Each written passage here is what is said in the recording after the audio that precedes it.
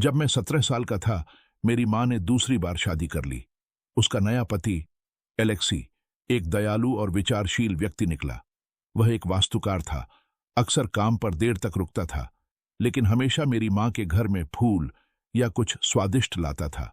उसने मेरे लिए एक पिता की तरह बनने की कोशिश की, लेकिन मैं पहले से ही एक वयस्क था और किसी अजनबी को अपने दिल में जगह नहीं दे सकता था। एलेक्सी के आने के साथ उसका बेटा मैक्सिम हमारे घर आया। वह मुझसे 2 साल बड़ा था, लंबा, एथलेटिक शरीर, घने काले बाल और ग्रे हरे रंग की आंखों वाला। उसने तुरंत ध्यान आकर्षित किया, लेकिन उसकी ठंडक, अलगाव और यहां तक कि एक निश्चित अशिष्टता भी अप्रिय थी। वह शायद ही कभी बोलता था। लगभग हमेशा या तो उसके पास हेडफोन होता था या वह किसी किताब में डूबा रहता था। कभी कभी मैंने उसकी गहरी लंबी निगाहों को मुझ पर देखा और मुझे अनजाने में ही नजर हटानी पड़ी। मेरी माँ ने मुझे बताया कि मैक्सिम का अतीत कठिन था। जब वह बहुत छोटा था तब उसकी माँ की मृत्यु हो गई थी और वह लंबे समय तक अपनी दादी के साथ रहा। एलेक्सी ने उसे हाल ही में अपने साथ रखा था और अब हम सब एक छत के नीचे एक साथ रहते हैं, एक परिवार की तरह। लेकिन यह एक परिवार जैसा नहीं लगता था। ऐसा लगता था जैसे मैक्सिम और मेरे बीच एक अदृश्य बर्फ की दीवार थी। यह सब उस रविवार को शुरू हुआ जब माँ और एलेक्सी ने परिवार के साथ सैर पर जाने का फैसला किया। दिन गर्म था, वसंत बस अपने चरम पर था और नदी के किनारे पार्क में बहुत सारे लोग थे। माँ खुशी से झूम रही थी। एलेक्सी एक कंबल और ट्रीट की टोकरी लेकर जा रहा था और मैंने अपनी मुस्कान को बनाए रखने की कोशिश की। मैक्सिम पीछे चल रहा था। उसकी पीठ पर एक बैकपैक था और हमेशा की तरह उसने हेडफोन लगा रखा था। शायद आज तो तुम हमारी बात सुनोगे, मैंने व्यंग्यात्मक ढंग से कहा। पीछे मुड़कर उसने चुपचाप अपने हेडफोन उतार दिए और बिना किसी भावना के बहुत देर तक मेरी ओर देखा। लेकिन उसकी निगाहों में कुछ चमक गया, अजीब, लगभग शिकारी।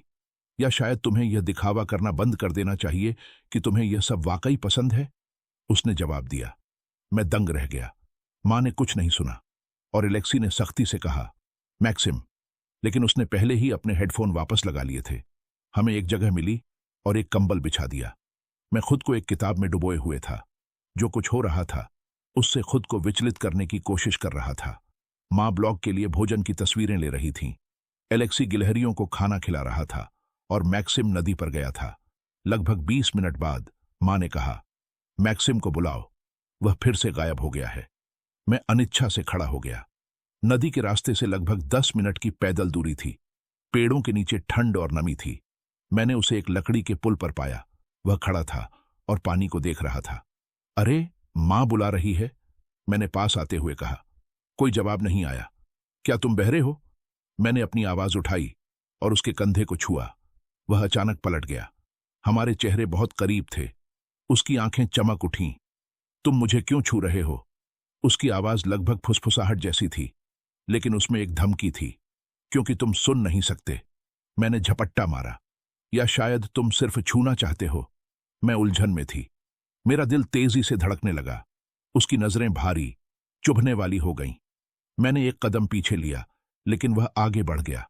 हमारे बीच की दूरी लगभग गायब हो गई। तुम मुझे देखते रहते हो, उसने जारी रखा। क्या तुम्हें लगता है कि मैं नोटिस नहीं करता? मैं बस क्या तुम्हें लगता है कि मैं समझ नहीं पा रहा हूं? मैं देख सकता हूं कि तुम अपनी किताब के पीछे से कैसे झांक रहे हो।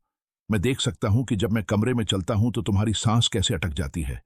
तुम दिखावा कर रहे हो, लेकिन तुम्हारा शरीर तुम्हें बेनकाब कर देता है। मैंने खुद को दूर खींचने की कोशिश की, लेकिन उसने मेरा हाथ पकड़ लिया, कसकर, दर्द से। छोड़ दो, मैंने फुसफुसाया। सच बताओ और मैं तुम्हें जाने दूंगा। तुम पागल हो, तुम मेरे सौतेले भाई हो, मैंने फुसफुसाया।